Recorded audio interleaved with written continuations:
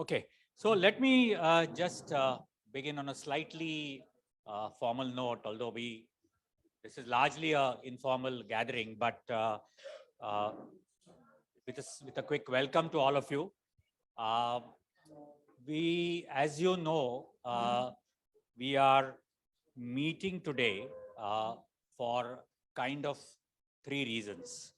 And in the invitation that we sent out to all of you, we stated those three reasons, and we will, of course, be discussing each one of them. But before we do that, let me also welcome many of you whom we have not met for years together. I think there are people here who meeting each other for 10, 15 years. So I think it's quite an occasion, and it's the 1st of May, and May Day. Thank you, Sandhya. Thank you. May Day, Maharashtra Day, and it's also somebody's birthday. Yeah, yeah. Oh, that was supposed to be a secret, but anyway. Okay. Has she come? Oh, I didn't meet Padma. Okay, hi Padma. Okay, right. Okay, so basically we are, as you noticed in the invitation, we are, one of the reasons we are meeting is the 30 years of the first issue or the establishment of the Indian Journal of Medical Ethics. Now 30 is an odd year to celebrate. Traditionally it is 25. We did not. 50 we can't wait for, right? I think it may be tricky to wait for 50. So we chose 30, but actually it is also about the fact that we had some other things that have happened in the last few months. So we thought we will put everything together. And of course, we couldn't have met in the last 2 years because of COVID. So it's all sort of come together. Now, before, of course, I hand over to people who are going to speak a little more in detail about the IJME and the Forum for Medical Ethics and the newly formed HEAL. I just want to, can you put that, is it possible to put that slide that I sent to you quickly? Just that one slide. So I am one of those here amongst, I think, another 5 or 6 people here who have been associated with the IJME from its birth. And this goes back a long time. So 1992, 93, KEM Hospital, Department of Neurosurgery. Meetings on in the evenings. Was it Wednesday? Wednesday, every Wednesday. And we would meet in Dr. Sunil Pandya's office, 5 or 6 of us.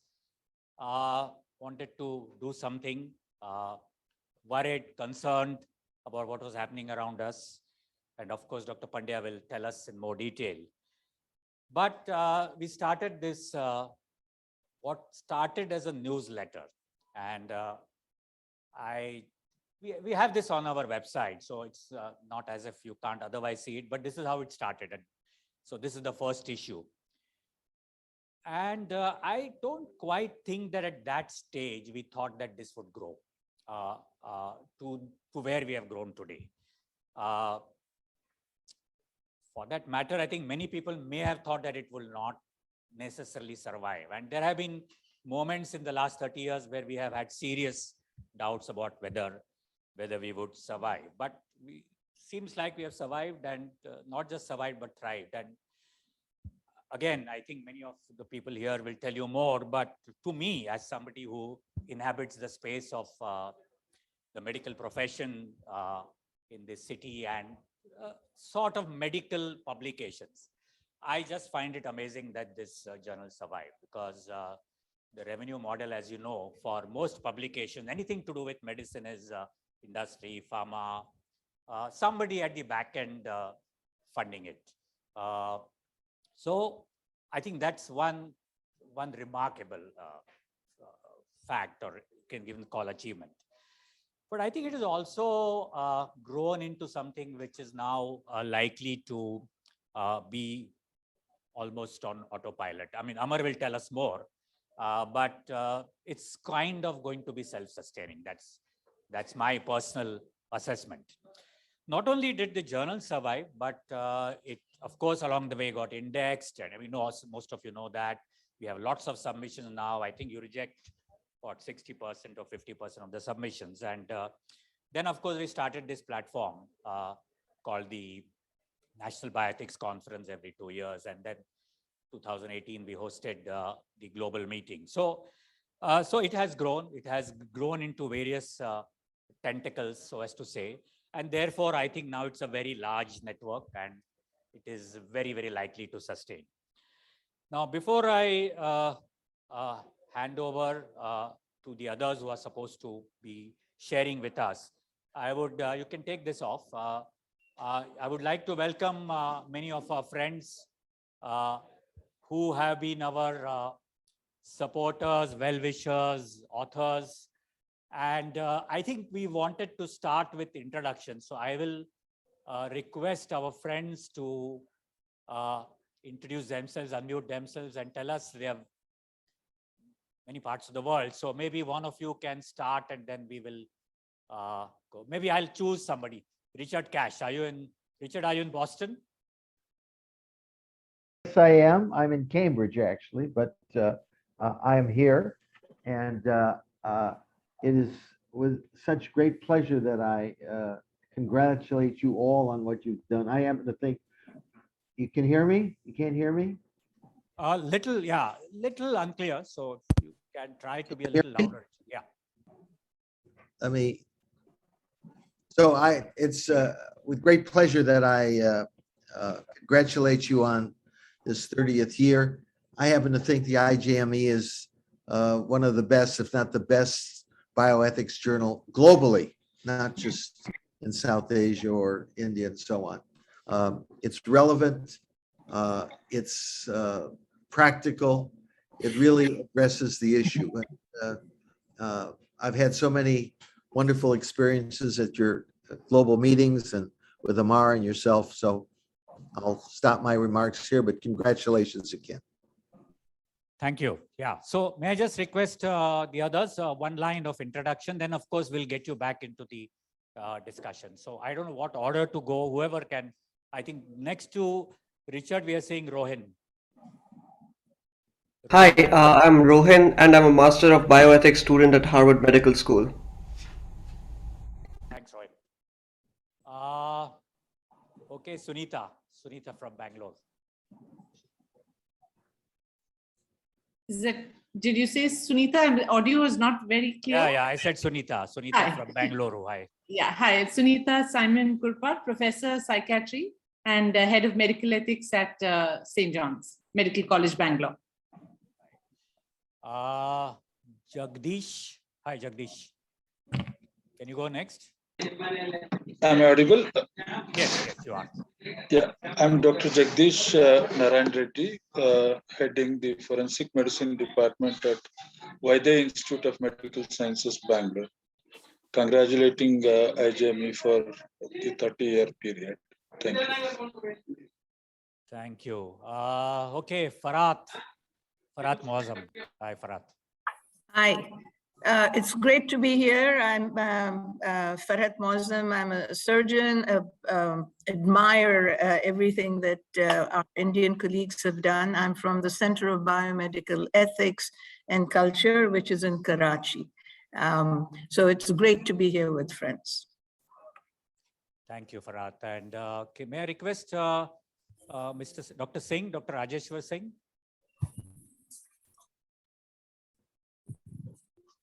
Can you hear? Well, my name is Rajeshwar Singh, and I recall very vividly that this first issue, which was being just screened now, was created in my very small, humble office in Tardev, Bombay. And Dr. Sunil Pandya had come over to suggest that since I know something about desktop publishing, could I help? So it was with the help of my desktop publishing outfit that I was able to create this rather crude version of the first issue. So that's my main introduction. And I'm not a doctor in that sense. I'm a veterinarian, but I went into medical advertising long back, and I had a studio in Sardev where we did all kind of medical publicity. Thanks. Thank you. Thank you. I can see Satyendra. Hi. Satyendra, you sing nice. Hi. Yeah, hello everyone. I am Satyendra Singh. I am Professor of Physiology at University College of Medical Sciences, University of Delhi, and a long-time admirer of IJME. Congratulations to IJME, Amar, as well as Meenakshi. Thank you. Thank you. Sylvia. I'm Dr. Sylvia and I'm based in Bangalore. And I just want to say that IJME has been a journal which has been very accessible and very approachable. It kind of moves ethics into the domain of, you know, what ordinary people can relate to. It's not very technical, and I mean, it is of course very technical, but it's very accessible. That's what I wanted to say. Thank you. Thank you. Alok, please. Alok Sareen. Hi, I'm Alok Sareen. I am a psychiatrist. I work in Delhi, and I'm a long-term admirer of the Indian Journal of Medical Ethics. I think it performs a very important and a very necessary function, keeping, helping us to sort of see things in perspective. And I'm delighted to be here. And I must also say that I've interacted on the mail with Meenakshi a number of times, and I'm very impressed with her. I will be sad. I was sad when I learned of her going, but all the very best, Meenakshi. We've never met, but thank you very much for all that you've done for the IJME, and all the very best to you for the future. Thank you. Thank you. So I missed Amir. Have we missed you? I think in the order here, Amir. Hi. Great to be here in this gathering of friends. Some of them, of course, we've known for many years, and we have admired the work that you do. I'm, by the way, from the Center of Biomedical Ethics and Culture at SIUT in Karachi, Pakistan, and I'm a general surgeon by training before that. So I've learned a great deal, but what I want to see is how we can learn how to do what you are doing on our side of the fence. We have a center, we don't have a journal. We have a newsletter, as you did 30 years ago. Right. Who goes next? Supriya. Hi, I'm Supriya Subramani. I'm a postdoctoral fellow at the University of Zurich, and I'm so happy to be here online, of course. And then also, I've been inspired by many of the scholars at IJME. I've been also been encouraged, and I'm continuing that, to be part of IJME and also the larger part of Indian Academy, and of course, as part of Global Health Institute. Thank you. Thank you for everyone. Okay. Thanks. So Dr. Ravindran and then Anurag. Yeah. Hello, I'm Dr. Ravindran from St. John's Medical College, Bangalore, and I've been associated with IJME for a very long time, since most probably from the third or fourth issue. Thank you. Anurag Bhargav. Hi, I'm Anurag Bhargav. I teach medicine at Aabha Medical College in Bangalore. And I'm very pleased to have been associated with the journal. I see it as a meeting ground of practitioners, scholars, and activists. And I hope that these three strands will, mingle even more in the future.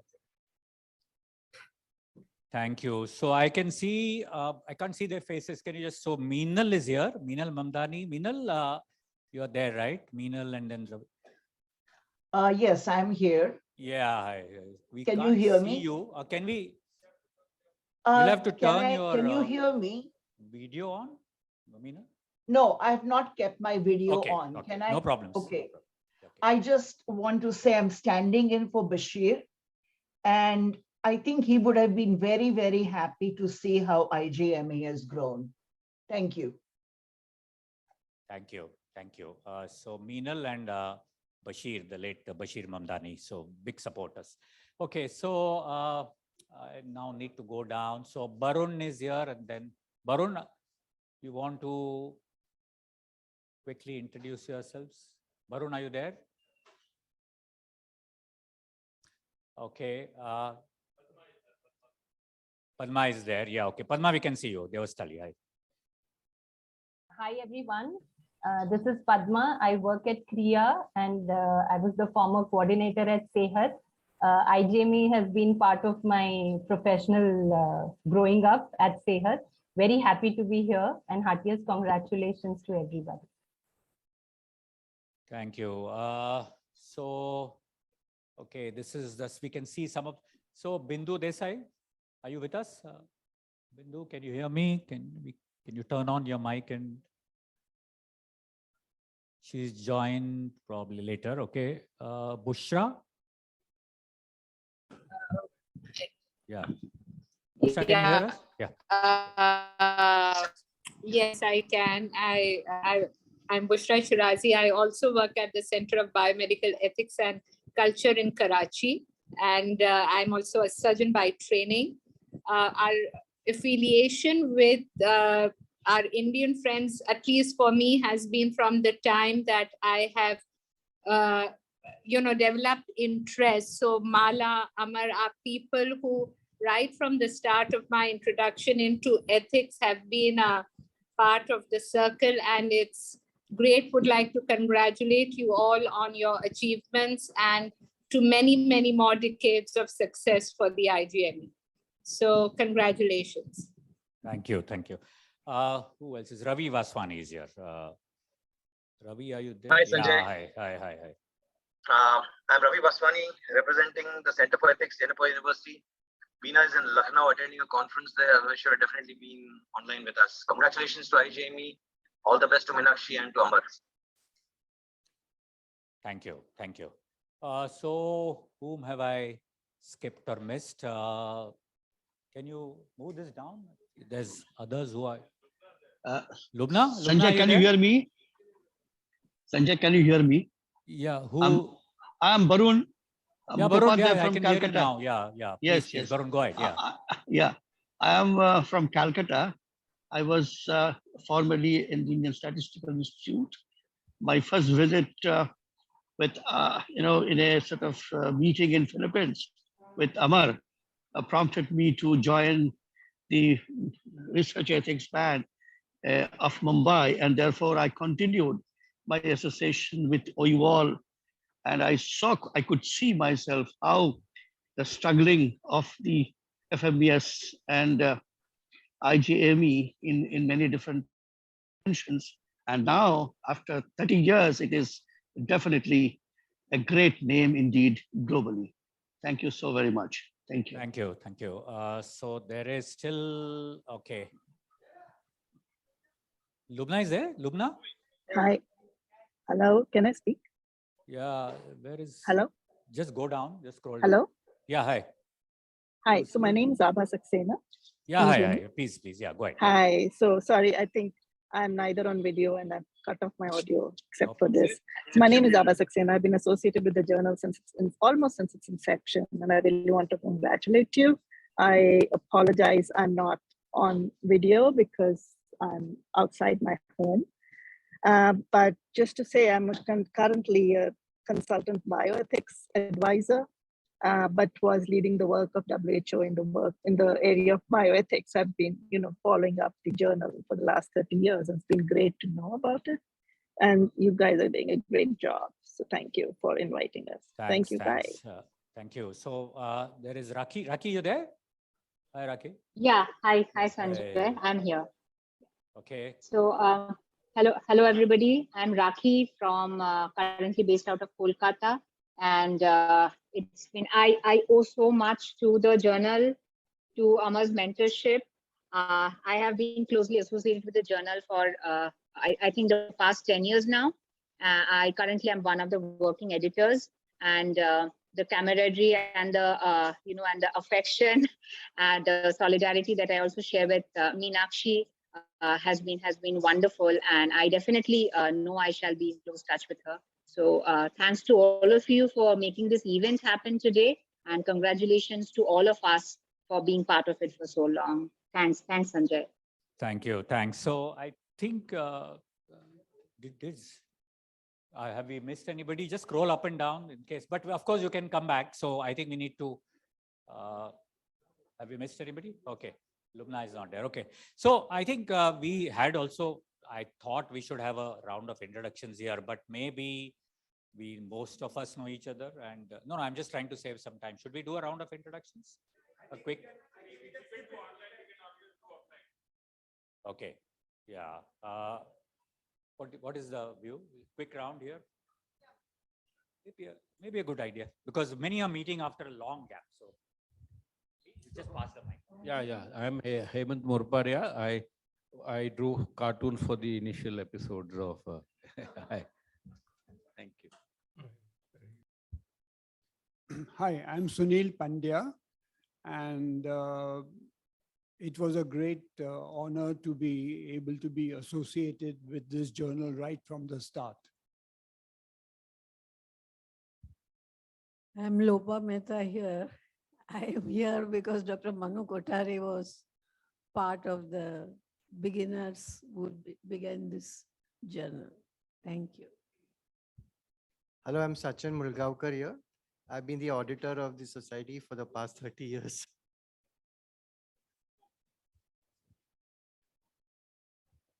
Ravi Dugal. I've been a close associate of Amar and the entire group out here, Sanjay and everyone. And my daughter has also been part of this group. So she's taken over from me. So I'm not directly involved, but I think done great work through both the journal and the society. Hello, yeah. I'm Dr. Santosh Karmarkar, and I remember the days 30 years ago when we used to meet in Dr. Pandya's office. So it was lovely at that time. And then have been associated with IJME off and on, but also with the FME. I'm a pediatric surgeon at Lilavati Hospital now. Hi, I'm Amita and I work with Oxfam India. I've been associated with FMES and the journal on and off from 2003 onwards. So very happy to be here to witness all the milestones. Hi, I'm Sanjay Pai. I'm the lesser Sanjay because the greater Sanjay is out there. I've been with the journal from 1996. I'm Sandhya Srinivasan and I've been with the journal since 1997. I'm Padma Prakash. I'm happy to say I attended the first few meetings of IJME, Dr. Pandya's office. I'm very proud to say that too. And I've been, I've not been directly associated with IJME, but with very closely associated people who are closely associated with it. Hi, I am Mohan Pawar. Hi, myself Vijay Sawant. I'm working with IJME and FMES. I'm handling website management of IJME and FMES. Hi, I'm Veena Johari. I'm associated for 10 years. Congratulations, Amar, on your award, and we'll miss you much, Meenakshi. Hi, I'm Usha Sunil. I've been associated with the friends from the Foundation for Research in Community Health. So I've come to cheer Amar and others.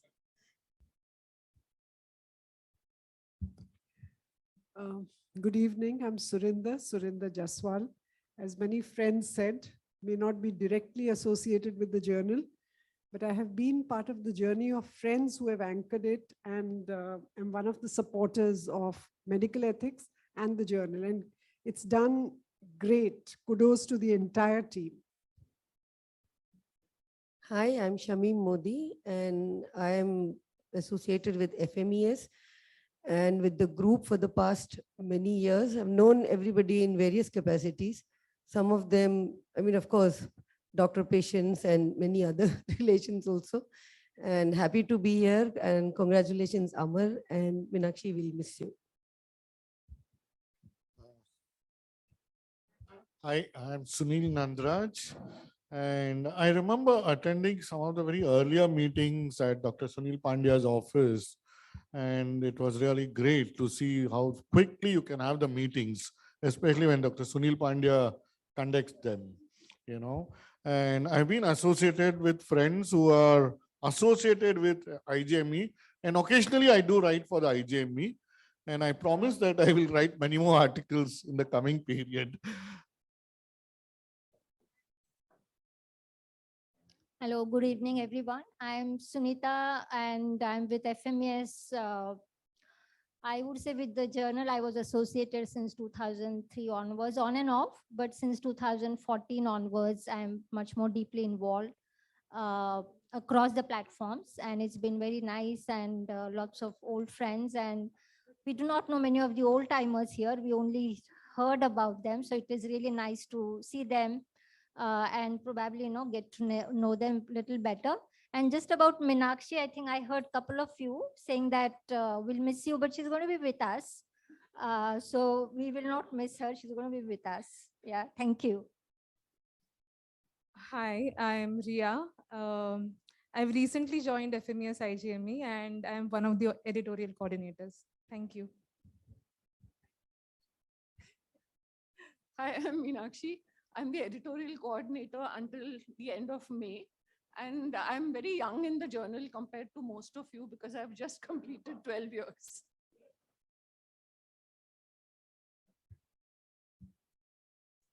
Retired?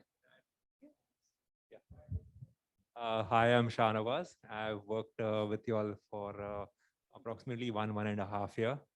And it was a great experience, and especially learning a lot from Meenakshi, who has really mentored me in a lot of things. Yeah. So it's I really hope to be in contact with her, and also with IJME.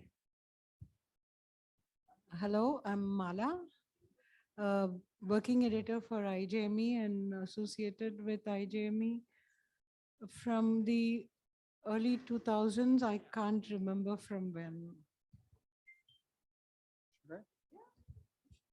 Hello, I'm Max. I've been associated with Meenakshi for the last 44 years. So you guys can also thank me indirectly.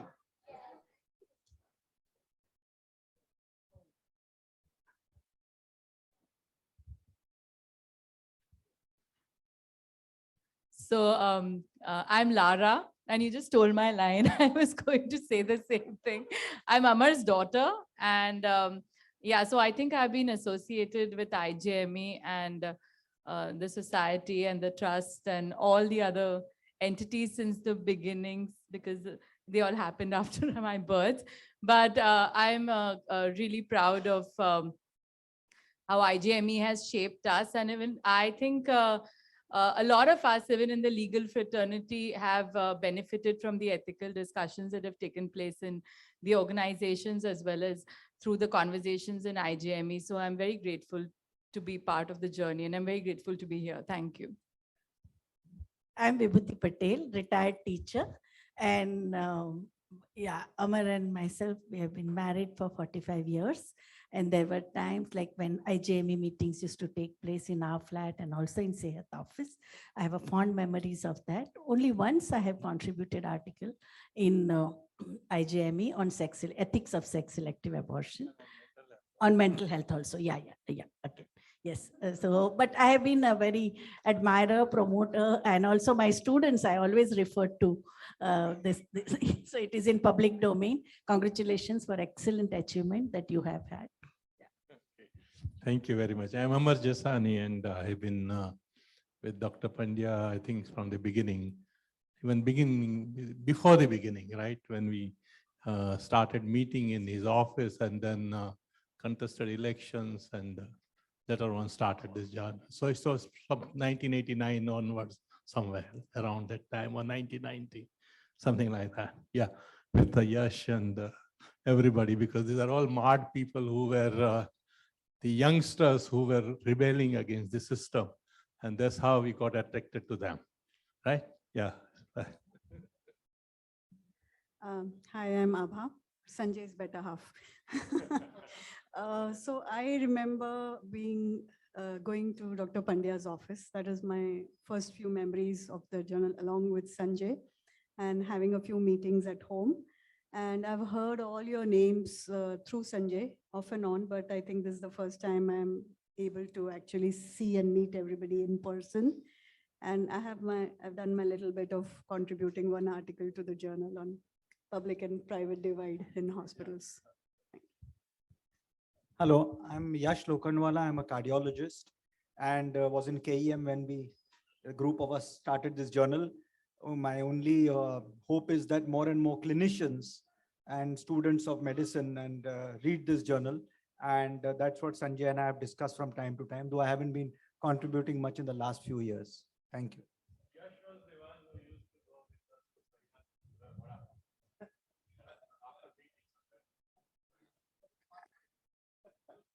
I'm Anurag, and I'm that way no way associated with the IJME. But I know Santosh, Yash, and Sanjay from the Mar days when I used to work in the tribal areas of Maharashtra. And once I am on the other side of the ethics, we face it, and we face it in a different way. And I will suggest IJME to also look into the rural side of the medical ethics, because once I asked the question in the KEM when you were also there, Sanjay, that you are talking about the doctor's ethics, but in our tribal area, we don't have doctors. So one of the senior doctors said, we don't produce doctors in KEM for rural areas. So I represent the other side of the half where we don't even have the doctors. So there is no question of medical ethics. And I never realized that this journal is so big unless I asked one of the Dr. Anand Rai, FMES-IJME in MP, to write for the journal. So he said, oh, this is such a big journal. So I never realized, because I once wrote about my experience with one doctor and Sanjay published it. So I never realized that this is such a big journal. So thanks, and good to be part of this. Thank you. Hi, I'm Ernosh Taruwala. Sanjay and Aabha are known to us very well.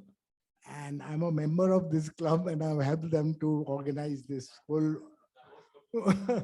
whole function. Thank you. Thank you. Surname.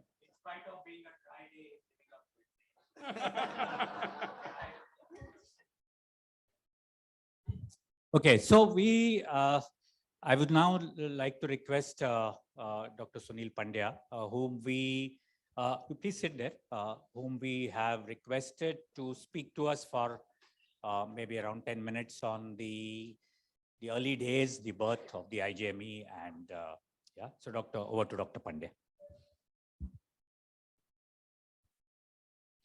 I think the story started at the Tata Institute of Social Sciences, where Amar and I and some other colleagues of ours were attending. And there was a lot of vocal criticism about the abysmal state of medical practice. And somebody from the non-medical group at that meeting said, you guys keep on grumbling that all is not well. Why don't you do something about it instead of just talking and grumbling? And that set us thinking. And so this tiny little group of ours at the beginning decided that we would at least make an effort to try and improve matters. And it so happened that just at that time, the Maharashtra Medical Council was having its elections. And so the whole story started with this little group of ours competing for the election. And of course, losing horribly, because we had neither the funds nor the personnel to be able to advocate our cause. But fortunately, we had with us some individuals, including Dr. Manor Kamath, who monitored the votes that were coming into the Maharashtra Medical Council. And they proved to the satisfaction of a judge before whom this case was brought that there was fraud in the elections, and the elections were in fact set aside, and a government committee was then appointed. So I think that was the beginning of our story. And we decided it was not enough to just stop at this stage. We had to do something more. And so we started 2 or 3 different activities. One was a series of talks, essentially aimed at the medical profession, but to which lay individuals were invited. And those talks went on for a couple of months and then slowly petered out because the interest was not promising. The other attempt that we made was to produce a little newsletter which we would send to all the medical colleges of the country and to whoever in the medical profession wished to read it. And that is where Dr. Rajeshwar Singh, who fortunately is with us, came to our rescue because we had no funds. All of us were working in an honorary capacity. All of us had very limited incomes. And Dr. Rajeshwar Singh very kindly agreed to do all the page setting and everything for us free of cost. And so we would go to his office with all the material and he would set the pages in PageMaker or whatever was the software going at that time. And then we would go to a printer and deliver it to the printer. We had to pay for the paper, but we managed that somehow. We got those funds, contributing ourselves. And so this 8 or 12-page newsletter made its appearance. And I think almost, as Sanjay pointed out, almost all of us were certain that after a few issues, it will fold and die, like the lectures which we had organized, which had packed up because there was no interest. But to my very, very pleasant surprise, the journal, the newsletter, which was entitled Medical Ethics, has now grown into a nationally and internationally reputed journal. And the credit for this, of course, goes to successive editors, each of whom has advanced the journal using a variety of techniques. Now, whilst the journal was surviving, Amar in particular kept on saying that it's not enough to just have this one single activity of the journal. We have to do something else and get more and more people involved. And so Amar and a few other like-minded members from our group started this National Bioethics Conference. And the National Bioethics Conference really gained us a lot of prominence. And since then, of course, the evolution has been almost magical. And today, as Sanjay Nagral has pointed out, we are in a relatively happy situation with a fairly good chance, not only of survival, but of being able to progress and being able to make a dent in medical practice as it occurs today. I especially want to pay tribute to all those who have been with us right from the beginning. And amongst them is Anil Pilgaonkar. And Anil was our conscience keeper. Sometimes we were tempted to cut corners and Anil would frown and say, that's not the way to do it. And then we would sober up and then follow the straight and narrow path. Yash has been another person who has always backed us and who has always been of great help to us. And I have a special memory of one particular essay which he wrote for us. I personally am violently against strikes by doctors. I feel that this is not at all part of our activity. And if we go on strike, then the poor patients who come to our hospitals have nowhere else to go. And they sicken and they die. And this is what happens every time there's a strike in a hospital, patients die because there are no doctors to look after them. And Yash wrote an essay in defense of strikes. And I think he was pleasantly surprised that that essay was published without a single word being changed from that essay. So I think we had both sides of the coin represented reasonably fairly, and successive editors, and I think probably the best of them, and this is a personal opinion, is Amar Jasani. And I think the contributions that Amar has made, not only in the journal, bioethics, getting a whole lot of individuals from the social sciences unconnected with medicine to take part in this group and to make this group as strong as it is today. So Amar, special thanks to you.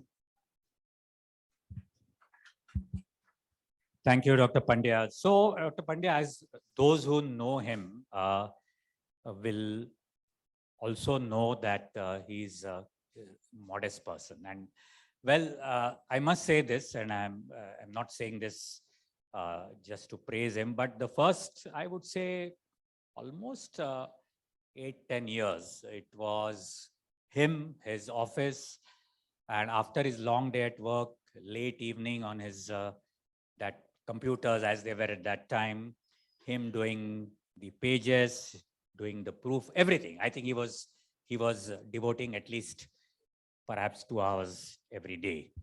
So I think the contribution at that time, and all voluntary, of course, all voluntary, but it was a moment. And I think one of the, I mean, I'm sure others will probably expand on this, but I guess one of the reasons we survived is because many of the individuals looked at it as a moment or as a thought which needed to be pushed and not just a journal. I'm now going to ask Mala Ramanathan.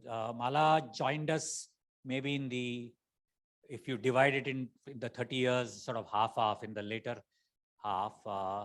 You have a mic there, you can give it to her, or I can pass on, to talk about the last, what decade, Mala, of your association with the IJME. Yeah, it's okay. And as you see it today. Yeah. Talking about the IJME to an audience is like this is about talking about the comfort of one's own home to one's family. Yet, I think that's what I have to do. And mine is going to be a very personal account of this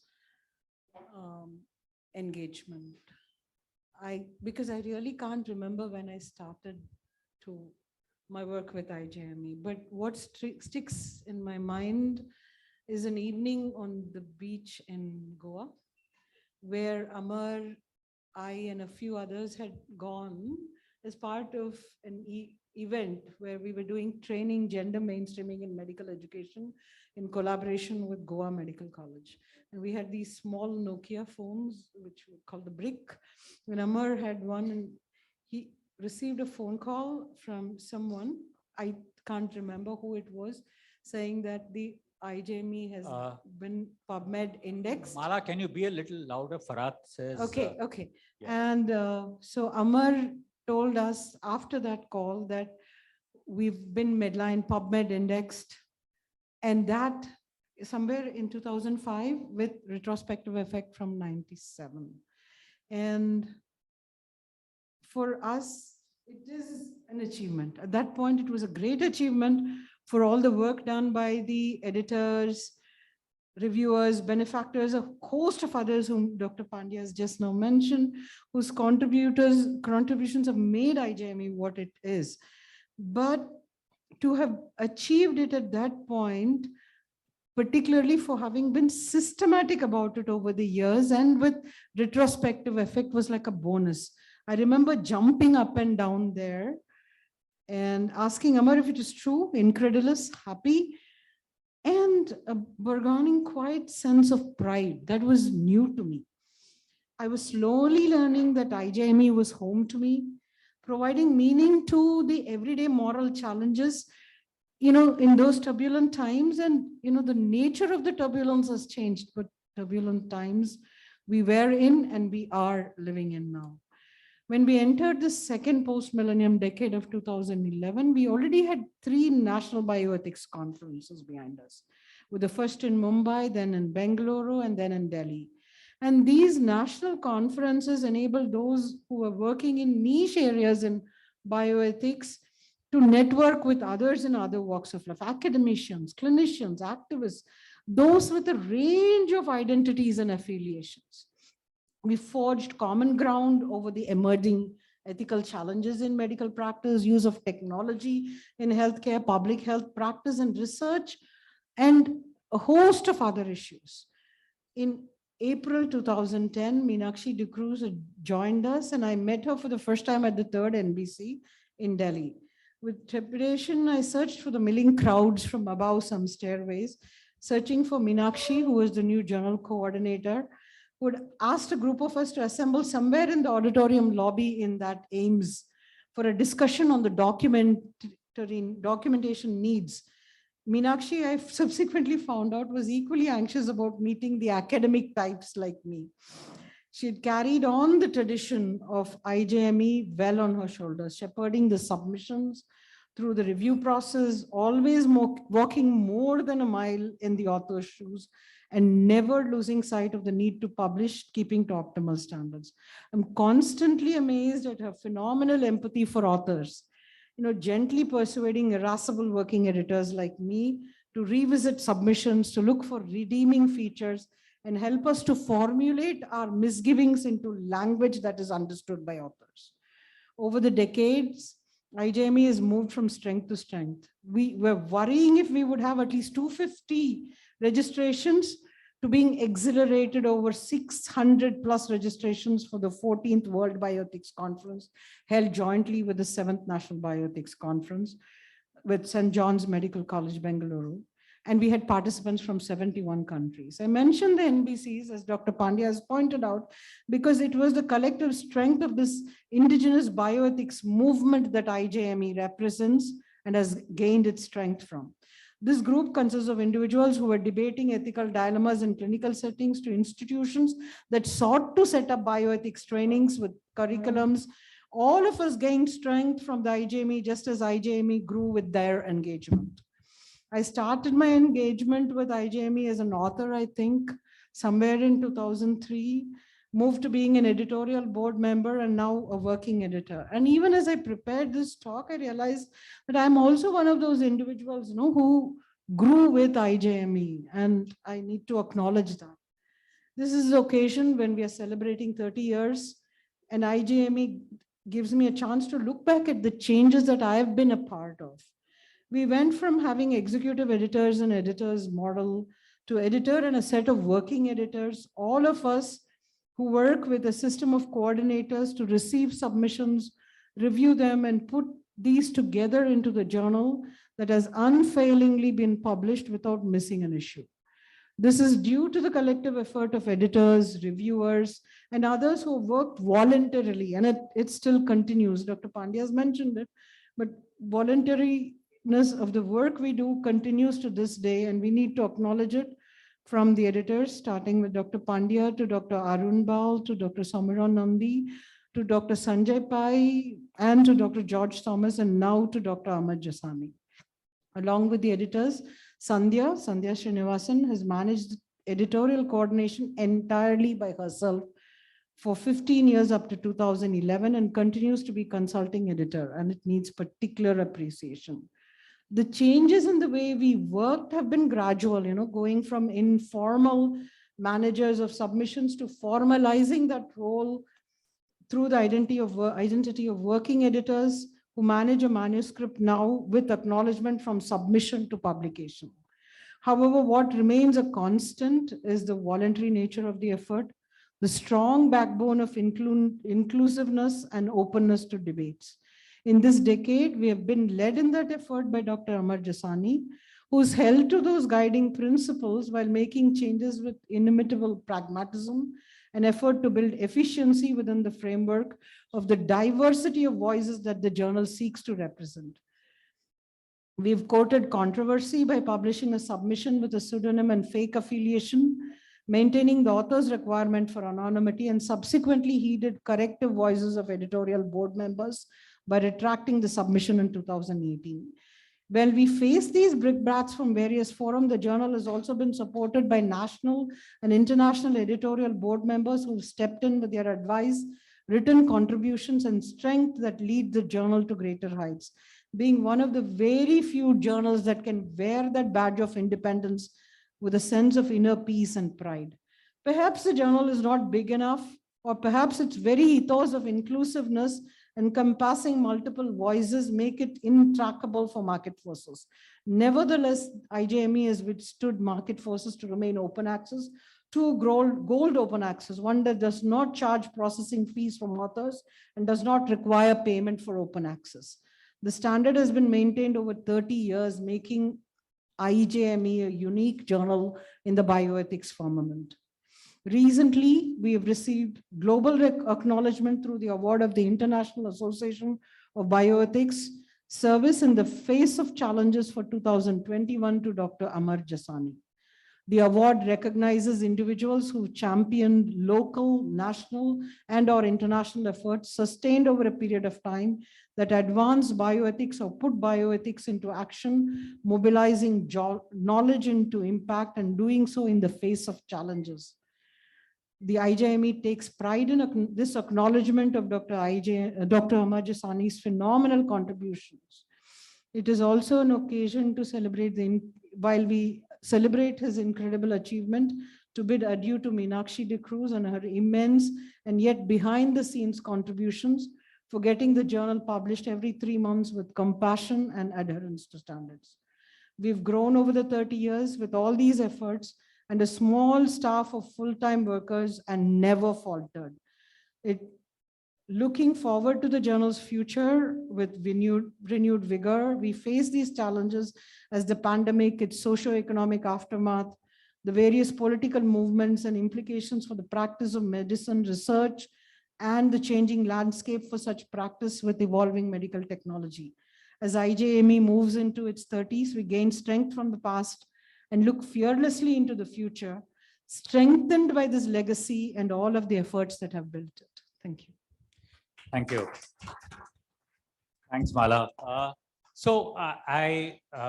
I'm now going to hand over the mic to Sunita. And before I introduce Sunita to you, I just, again, can't resist the temptation of quickly responding to one or two things that were said in the last half an hour. The first, of course, I think, and this is in response to what Yash said, that in the early days, we said we must have more doctors, we must engage them more.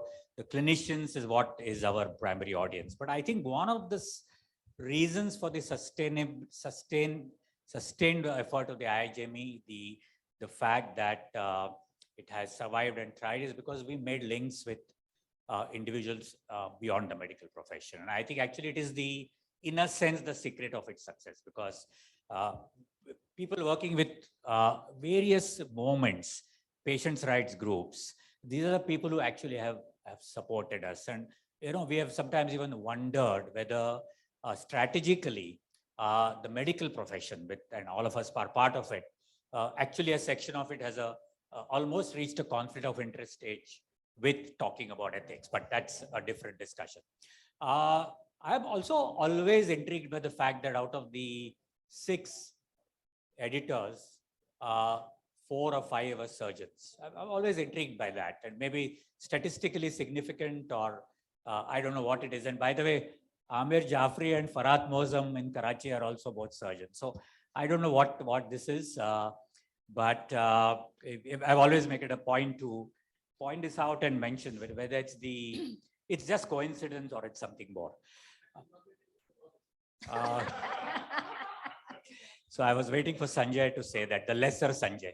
Okay, so I am now going to hand over to Sunita Bandevar, who introduced herself, but I would just like to say that currently she is the key person in the Forum for Medical Ethics and the newly constituted HEAL. And Sunita is actually going to talk to us about the IAB's award to Amar. And some of you attended the global meeting which was held to honor Amar with the award, but we thought we should have our own thing. And by the way, we also look at it as partly as an award for us or our work and the journal. So Sunita, please.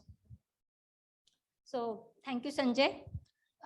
So in fact, Mala did cover a little bit about what the IAB Ethics Award has been. So I will not repeat that in the interest of time. But I just want to mention that International Association of Bioethics, as the name indicates, it's a kind of an international network of ethicists from across the disciplines and from the different strands of the bioethics field. And it has membership base across the globe. And it is interesting to note that it also is just about the same lifespan that IJME and FMES has. It's about 1993 that, it was established, and they started the conferences right from the beginning of its establishment. And it's one of the kind of, force to sustain IAB. And some of you may recollect that we did host a joint conference in 2018, and their conference is called World Congress of Bioethics. And I would say it was a mutual honor and sort of, a lot of exchanges and a lot of academic conversation. I think one of the characteristics of bioethics in Indian context and some of the developing world, I would also include Pakistan and our friends in Karachi. A lot of that has happening in Latin America as well. It's kind of, it's a non-normative bioethics, and it is important to note the way we have built on the health movements and people's movement, like, women's movement, feminist movement, and how all that bottom up approach has fed and informed the bioethics discourse in our context, is how I always understood bioethics.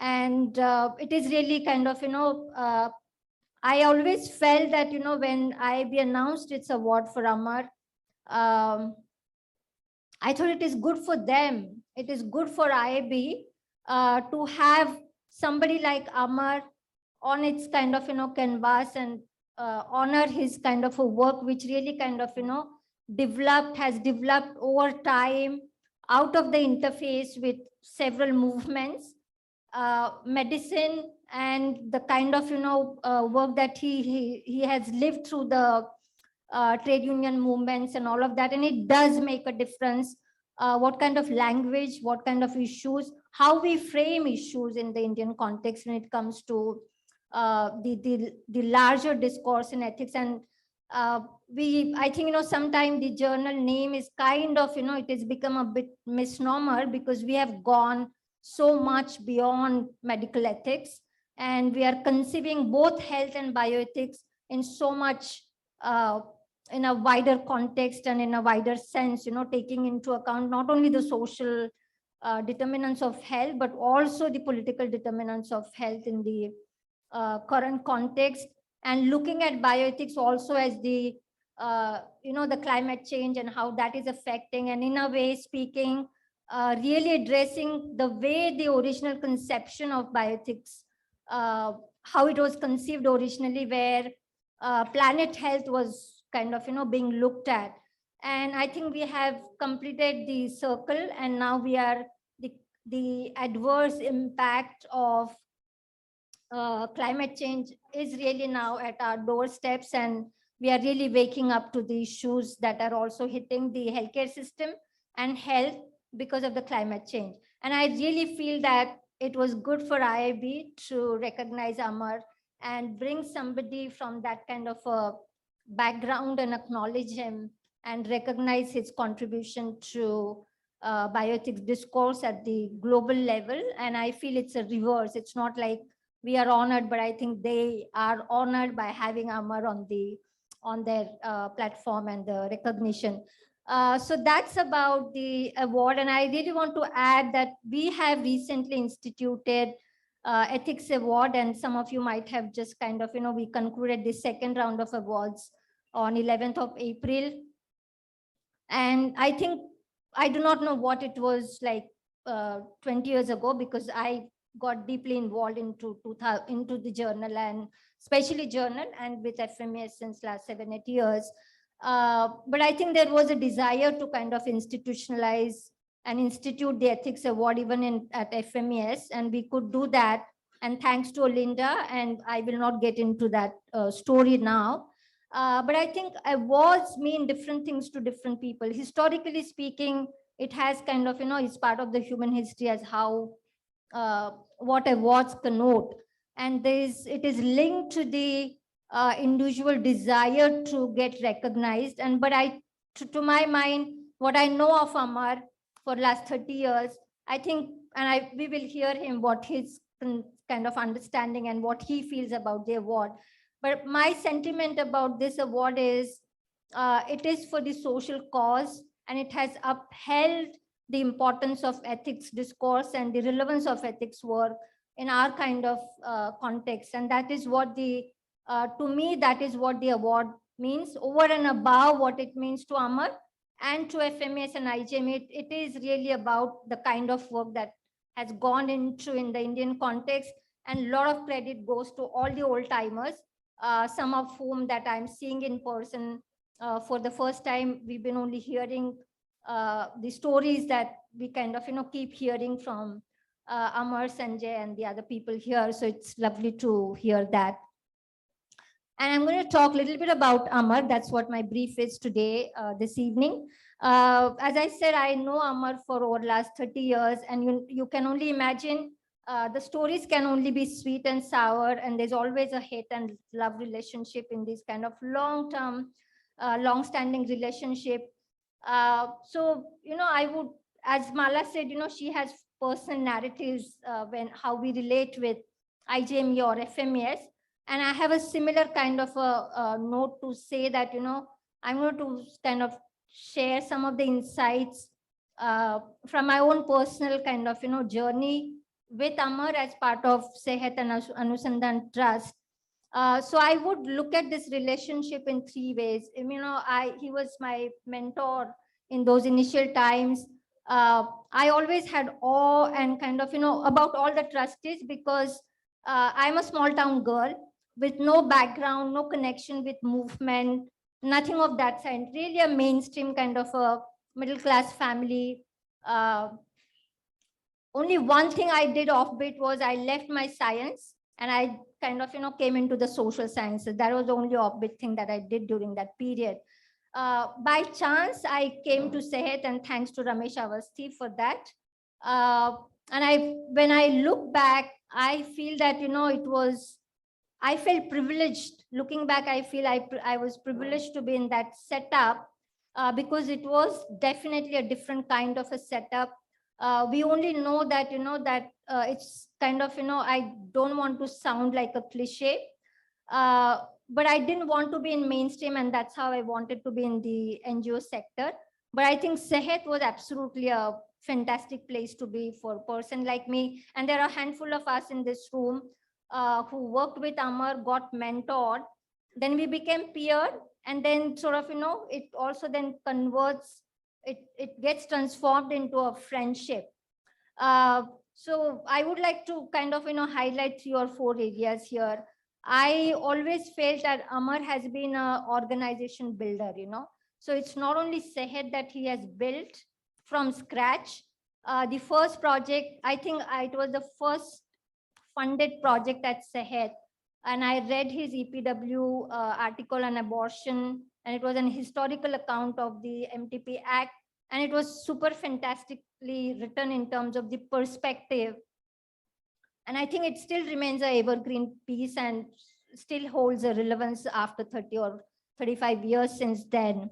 And I saw Amar working on some of these 4 areas, which probably we have to really acknowledge in Indian context, that it made all the difference as how those, I would say, not only the areas were shaped up, but those areas probably would not have been developed sufficiently enough if he had not kind of, played that kind of a big role in a sustained manner. One is the gender in medical education, and we just heard Mala talking about the Goa meeting. That was just one bit of that, and now it has kind of flourished. It has been taken forward by colleagues and friends at Sehet. The second was the human rights area, and when I joined Sehet, Amar used to do kind of case by case investigation in the violation of human rights, and used to stand by people who were violated or their human rights were violated. And it was very new area to me during those period. And I thought, I just heard Dr. Pandaji as Amar as one of the best kind of editors.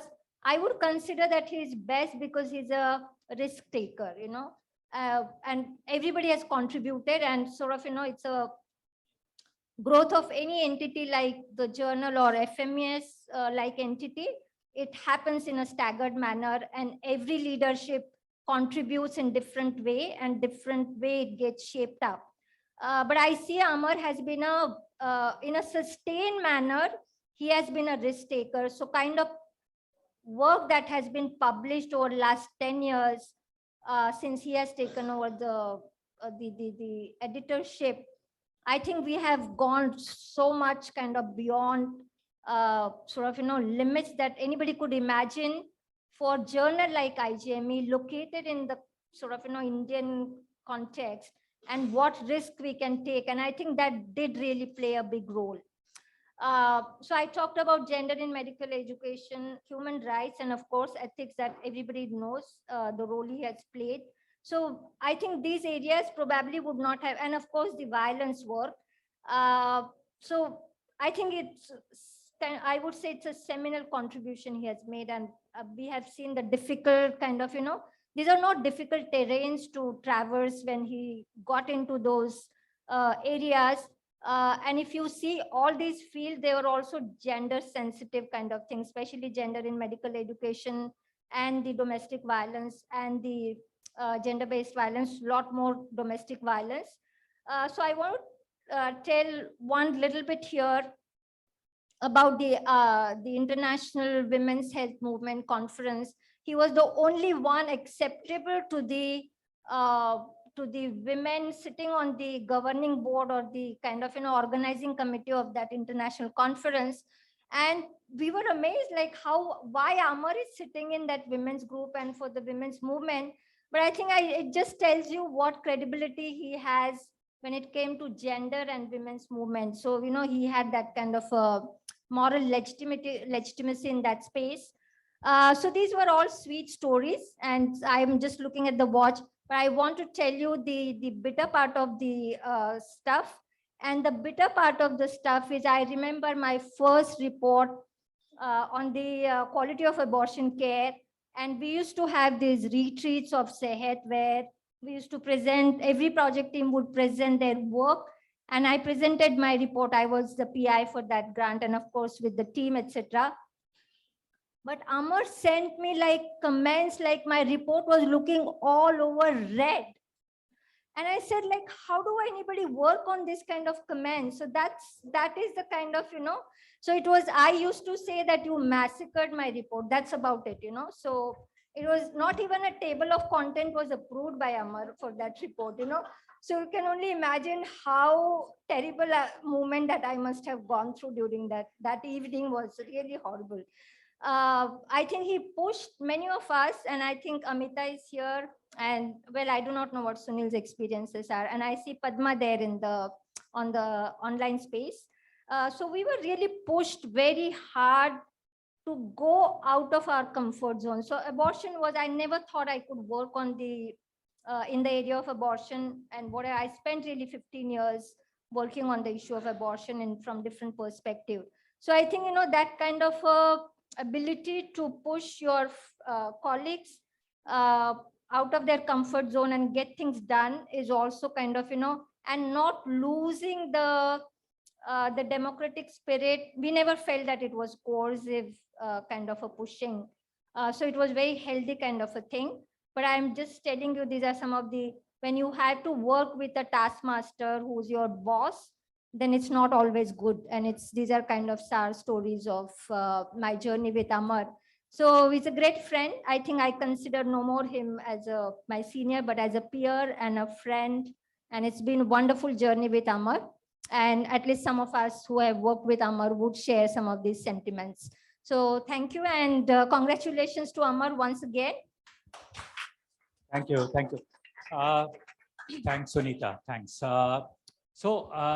We have a huge ethical dilemma right now. So the kitchen here closes at 10:15, and so we have to, and we are running a little late. We are late. So I think we may have to hasten things a little, but of course we want to hear the others, and of course we want to talk about Meenakshi. So Amar, you have to respond now. You have no option. Sunita has left you as usual with no option.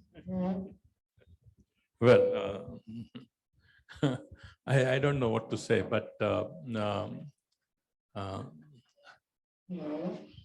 well, it's very difficult to respond to what you have done. But I'm just going to make a couple of points, not too many, so that because I came late, so I should cut down what I have to say.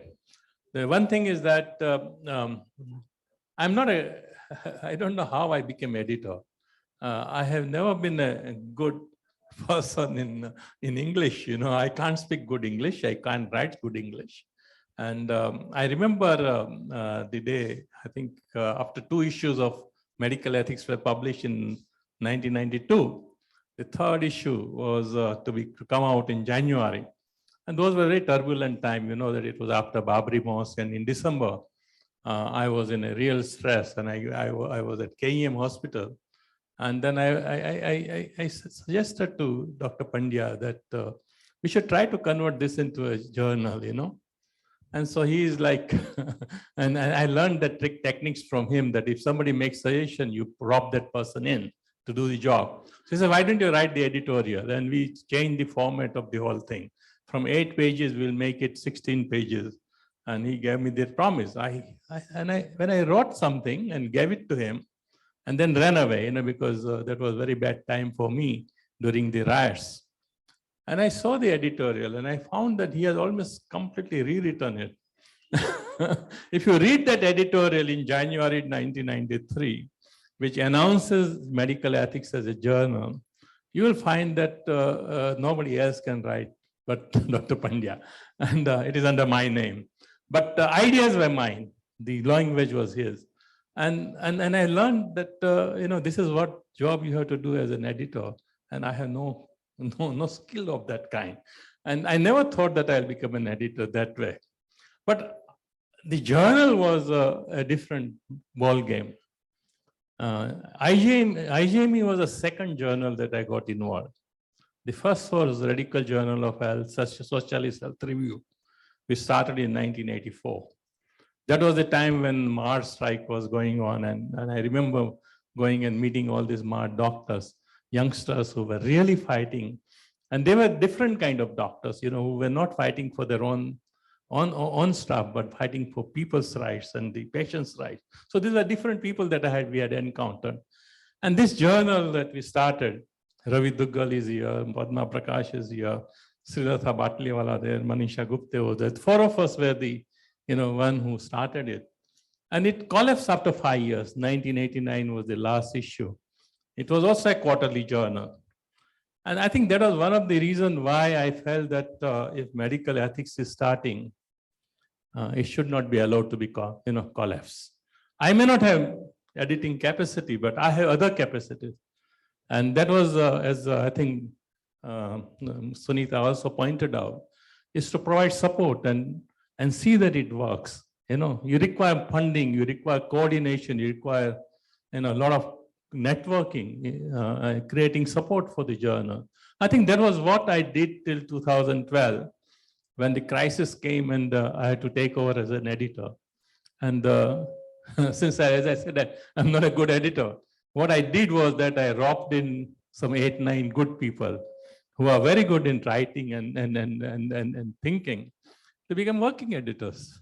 So they all do work. And I'm the editor, right? This is how the journal has survived. And I think the key to do that is making it collective, and make it collective in a real sense. where everybody feels ownership of it. Otherwise, we can talk about collectivity in journal, but it doesn't actually really translate into ownership by large number of people.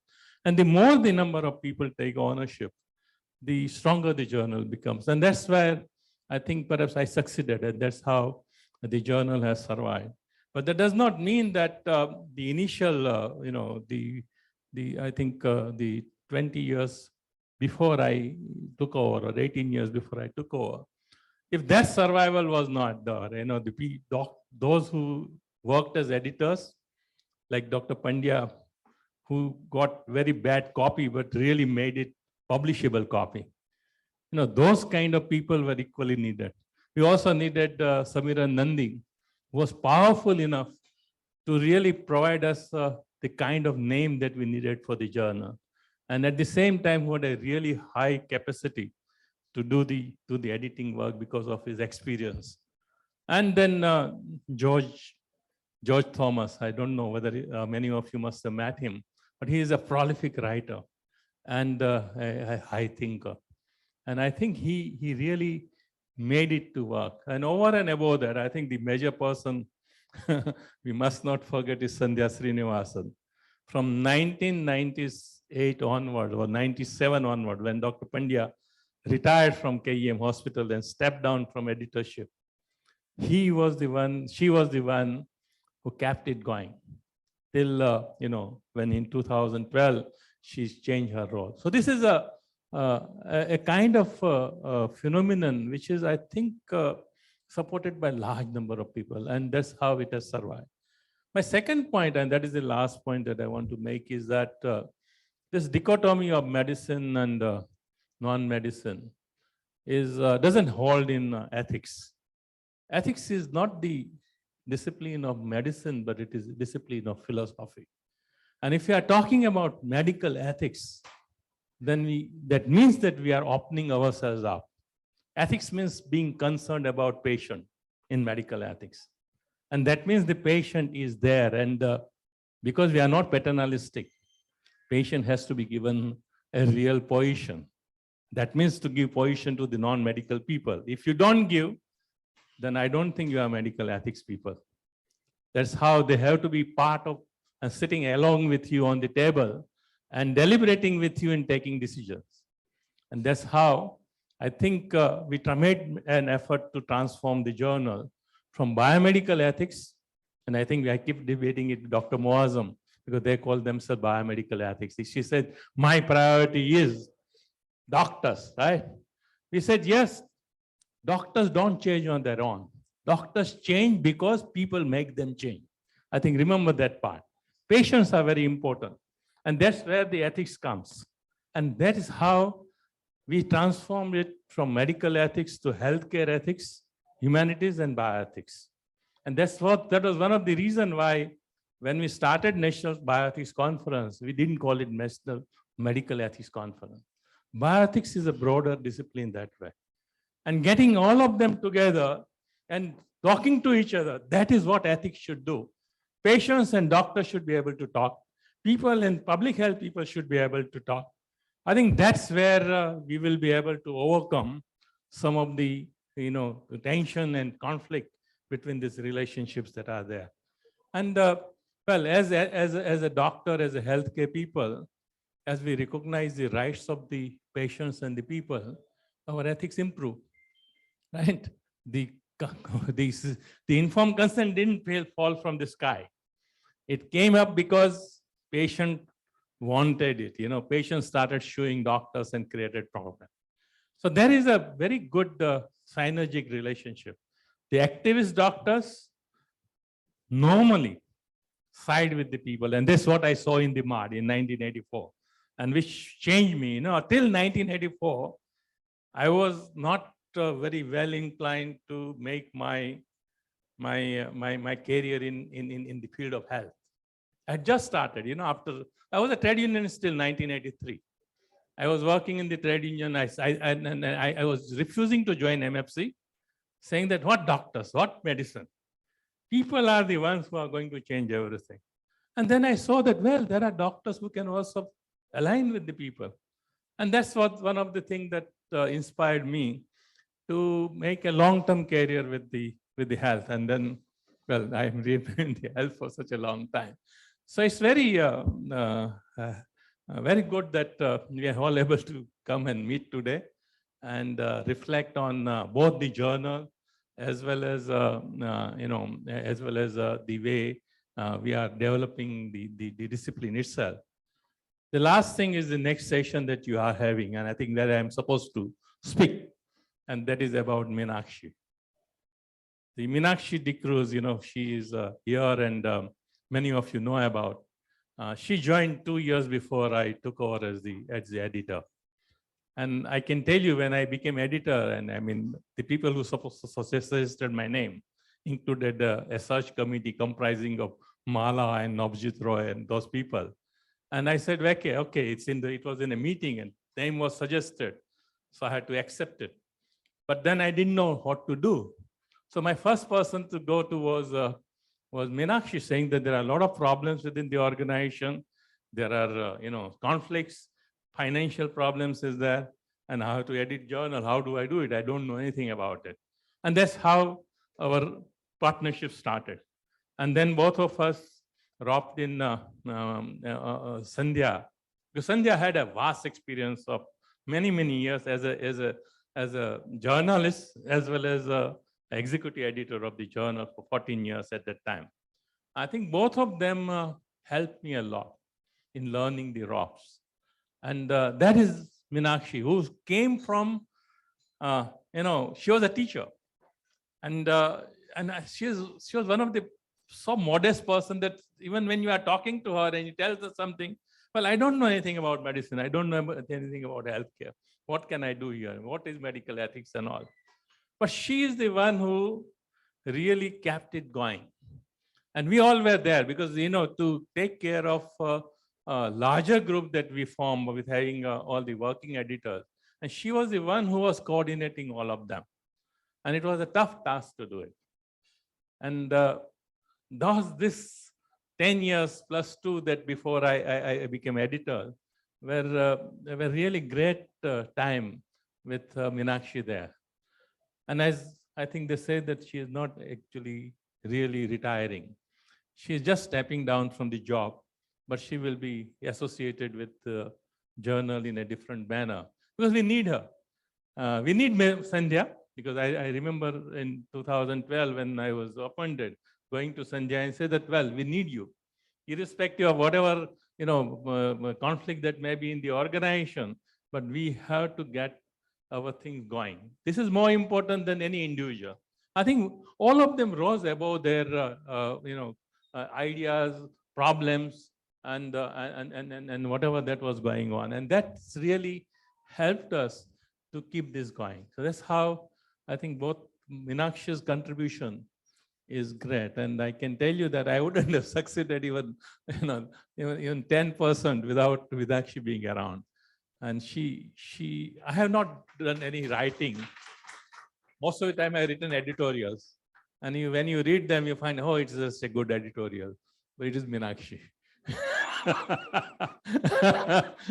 She never took the co-authorship, but I think that she is the one who helped me to learn language, to see that how to write in a correct manner. So we will all remember you. And after she is going away for a couple of months, but when you come back, we hope that you will again get reintegrated in the way Sandhya did in some capacity, whatever that you love doing. Thank you very much, Meenakshi, for all the work that you have done for us. Thank you. So we have, Amar has already telescoped into the last part of today's event, which was Meenakshi, the farewell. Thank you. So Sandhya, I know you are a woman of few words. You've reminded me very often. So I will, let's have the reticent Sandhya. No, I'll just say 5 things. First of all, thank you, Sanjay, for organizing this, because I don't think people have thought about it otherwise. That's one. Second thing is, thank you everybody else for being here. Third thing is that we got to talk about two people who are not here, who are very important to the journal. One is Satish Kulkarni, who's a backbone to the journal, who Meenakshi knows very well, and without whom I don't think the journal could have got to where it is. Second is Jayant Bhai, who was a printer for the journal since, I think, 25 years, I think. He was brought to the journal by Jayesh Shah of Humanscape. So Jayant Bhai is actually critical to the journal. He's not here because he lost his wife. Otherwise, he would have been here. So I just wanted to mention these. Jayesh Bhai Shah was, I think, brought to us by Dr. Kothari, if I'm not mistaken, to So complete there are the all circle. these, yeah, it's very important, all these links over here. To store the journal, Yes, that's yes, right. yes. Yes, your Yeah. memory is not bad. No, I think it's really important because, in other words, the journal is built on so many other movements, and that's the point that's being made here. I think that has to be, that's very important to recognize. Two other things I want to say. Amar, congratulations and thank you. Thank you for being a friend for almost 40 years. And despite our fights, which we had many. And Meenakshi, thank you very much as a friend. You would not, you're very quiet and you manage so much work without ever getting irritated. Thank you so much. And thank you for not going away. Okay, thank you. So, Meenakshi, we just want you to say something, respond. I mean, I also know that you are quiet, but don't be very quiet today. And please say a few words.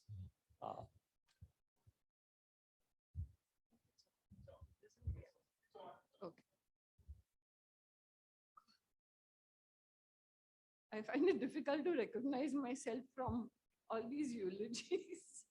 But I just want to say that when I joined, I was fresh from my retirement as a junior A little college louder, student. Meenakshi. Just hold the mic Sorry. closer to your. I was saying that when I joined IJME, I was fresh from my retirement as an English teacher in a junior college. I enjoyed my work, but it was a very stagnant job, and this was a huge challenge. The joke was that I didn't know I had never heard the term medical ethics before I joined. I didn't know there was such a thing as medical ethics. I only knew medicine as a patient briefly. And when I joined, there were so many issues which came up every day, and I was really in a panic-stricken state. Somebody asked, when I asked someone to suggest a reviewer, they said, is it a quantitative or a qualitative study? And I had no clue what they were talking about. Then one of the young researchers in CSER said, oh, Meenakshi, you should review this book. So I said, what is it about? They said, it's about ART. So I said, what is that? And I really suffered from imposter syndrome because I knew nothing about anything. I think Sandhya took me on after a quick interview because she showed me the final proof of the journal just before it went to, for the pages to be made. And when reading through it, there were hardly any errors. I picked one, which was myocardial infraction. So I told her, I think it should be infarction. So then that decided her, and she said, she'll take me on. So that was the one thing that I did know. And at the time, I was very scared, but I said, okay, nobody else is offering me a job. So let me try for another couple. I was 58. I said, let me try till 60, and then I can give it up. That was 10 years ago. I mean, that was 12 years ago. After 2 years, I didn't give up. I'm still here. And it's been a fantastic experience. Not just because of the nature of the work, but even the people. The whole group of people that I've had to work with. For instance, as Sandhya said, people who are normally called vendors, that is people who provide services like page makers, the printer and all. They are all committed to the journal long before me. They have been supporters and kind of very much involved in the journal and taking a very keen interest in it and willing to, I'm sure, quite often put aside their commercial interests because of the way they identify with the journal. Apart from that, of course, there's the entire group, and it's very much a collective enterprise. Otherwise, I wouldn't have survived for 12 years with the level of ignorance that I had. So everybody, right from initially Sandhya and George and Neha, who are all very kind and benevolent and taught me a lot of things. And then Amar took over. Since then, again, there have been so many other members in the group, the working editors, Sunita, who's the dynamo in FMES, along with the rest of the committee. And basically, just knowing all these people who are so diverse, because it's not, apart from the fact that they're all very scholarly and that they are committed to better healthcare, especially for the masses whom it doesn't reach at present. As individuals, they're all so different. Some people are rationalists or, or atheists. Others are deeply religious. They all come from different cultures. It's a very diverse group, but it is a loyal group. It has hung together. Most of them, at least for 10 years, the minimum I would say, and many others for 30 and 40 years. So that was very inspiring, apart from the actual subject matter. Now I feel that the range of the journal has grown and is growing every month almost. For instance, the Ethics Award, which has been given to rural medical workers like Ashas, that itself is something which wasn't done earlier. I mean, this is a section of people that is being reached out to for the first time for the journal. Then again, there have been so many articles on Ayush, on philosophy, on law, and more. The moment you publish even one article on a new subject, you get 10 more, because people are dying to publish and they don't have the avenues for that. So the range, the quality is going on expanding all the time. At the same time, we are in troubled times where the challenges are growing, and there has to be that has to be seen as something exciting rather than as something depressing. Because if it is depressing, then one will just shut the shop and go away. So it can't be that way. It has to be seen as a challenge. And I think IJME and FMES have the capacity, apart from all the other people who are here today and others who couldn't come today, but who have always been supporters. So it's a very exciting time for the journal. I think in the future, it will keep on growing from strength to strength. But one point I would like to make is that it also needs more support. It needs more staff. The skeleton staff that we have now, we can barely sustain the current level of work, far from going ahead with more and wider ranging developments at work. So I think that should be a priority. I think everybody who's involved in running the journal needs to think about that. Other than that, I'm very sure the journal will do very well. I have functioned for 12 years as an amateur. It's time that it became more professional now, and it will be. Thank you. Thank you.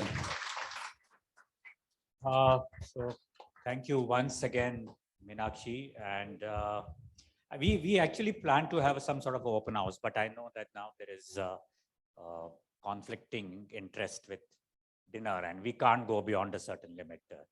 Mr. Daruwala has reminded me twice already.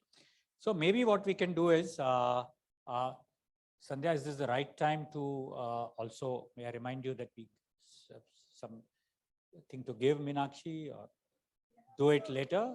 Do it later? Okay, do it later. Fine, absolutely. So our friends who are on the Zoom call, please do stay with us. We are going to have dinner, which is right here next to the screen. So don't worry, we are not going anywhere. And we can continue the conversation.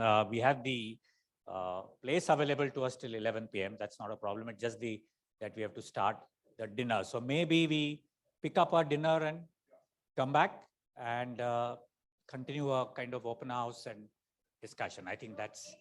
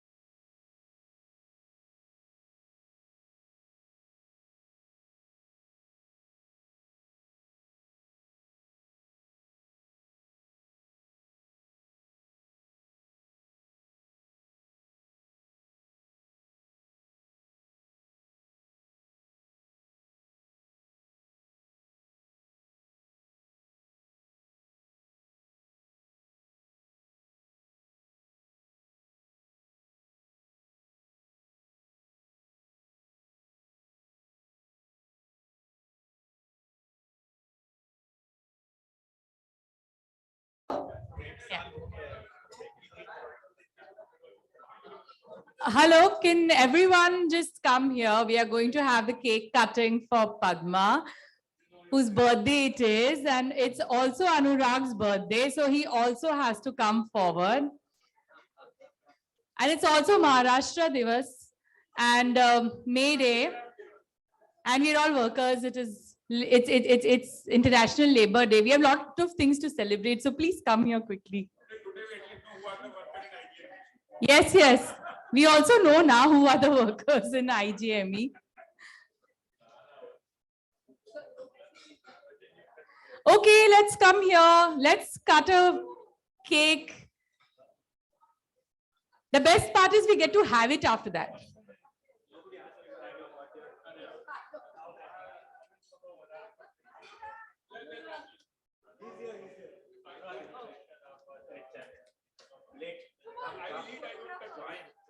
We need photographers.